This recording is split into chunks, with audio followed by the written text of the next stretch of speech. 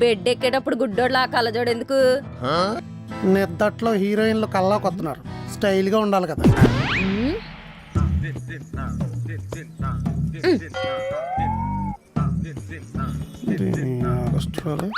అబ్బా ఎక్కువ పామేసుకోకు, తర్వాత తలగళ్ళకి దుప్పట్లకి పామేస్తావు సర్ఫ్ బొక్క.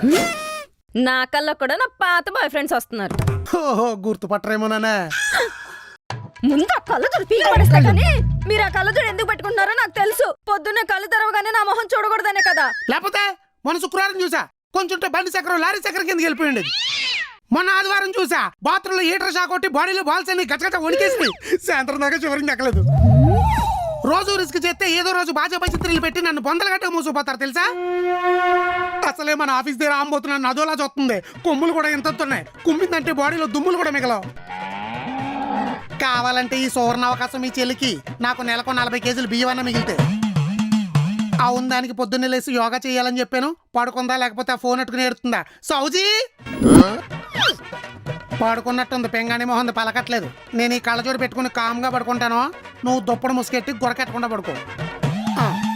చూసింది పడుకో. హీరోయిన్లు కాదు కదా, సైడ్కి ఎరక్లు కూడా రాకూడదు.